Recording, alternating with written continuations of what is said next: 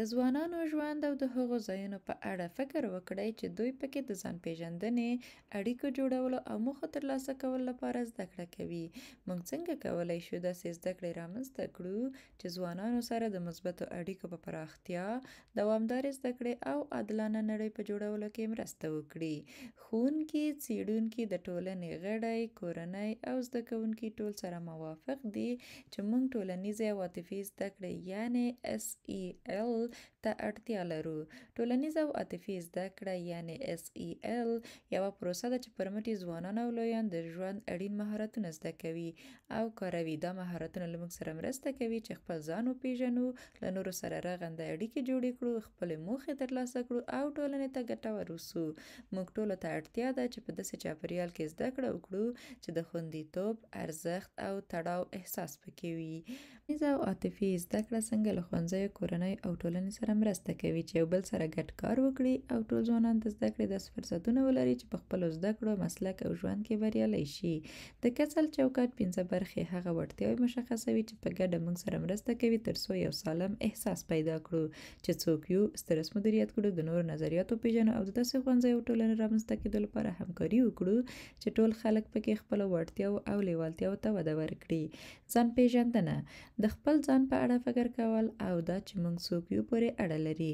دا د خپل کلتور، افکارو، احساساتو او باورونو د پیژندنې څخه راځي او همدا درک یا پیژندنه ده چې زموږ چلند او باورونه تر خپل اغیز لاندې راولي. ځان مدیریت هغه وړتیا ده چې په مختلفو حالتونو کې خپل احساسات، افکار او کړنې مدیریت کړو ترڅو وکولای شو خپلې فردي او ټولنیزې موخې ترلاسه کړو او په دې کې د استرس او اضطراب سره مبارزه، ستونزو ته نه تسلیمیدل او د مثبت بدلون په لوري ګام اخیستل شامل دي. ټولنیزه پوهاوی د دې په اړه دي چې نور څنګه درک کړو یا وپېژنو، د بېلابېلو نظرونو زده کړه وکړو او له هغو خلکو سره مرسته وکړو چې له موږ سره توپیر لري. په دې کې هغه څه شامل دي چې څنګه پراخ نورمونه او سیستمونه زموږ په ژوند اغیز کوي او د احساساتو یوځایوالی رامنځته کوي. اړیکو مهارتونه د دې لپاره دي چې څنګه له نورو سره اغیزمنه اړیکه ونیسو او تعامل وکړو، څنګه تلپاتې ملګرتیا او اړیکې جوړې کړو. په ښکاره توګه په دې کې د خبرو کولو، په ګډه د ستونزو حلولو، د شخړو او اختلافونو مدیریت، د ځان او د نورو حقونو څخه دفاع مهارتونه شامل دي.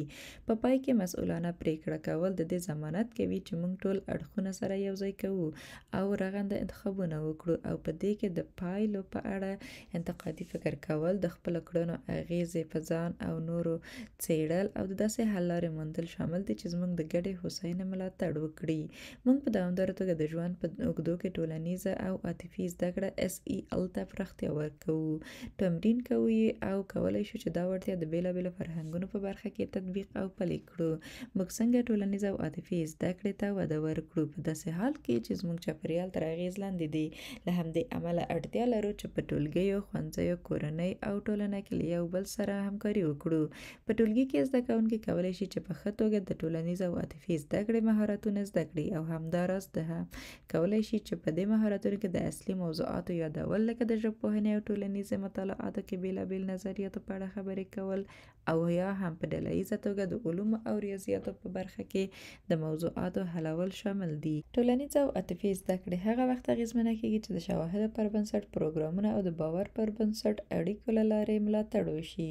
د ټولګي څخه بهر ټولنیز او عاطفي زده کړې د ټول ښوونځي په تجربه کې ځای پیدا کولی شي، د سهار له روغبړ سره پیل تر انضباطي کړنو پورې وغځېږي او دا چې څنګه لویان په خپلو اړیکو کې مثبت بدلون رامنځته کوي او د SEL مهارتونه ښيي.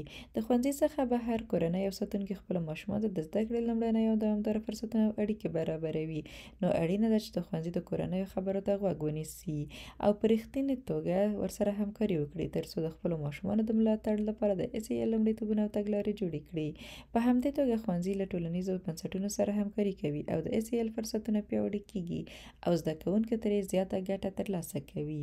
د SEL په مرسته کولی شو د ښوونځیو او د زده کړې داسې یو چاپېریال رامنځته کړو چې په هغه کې ټول ځوانان د اړیکو احساس، الهام اخیستنه، ګډون، ښکیلتیا او د خپل شاوخوا نړۍ ته مرسته وکړي.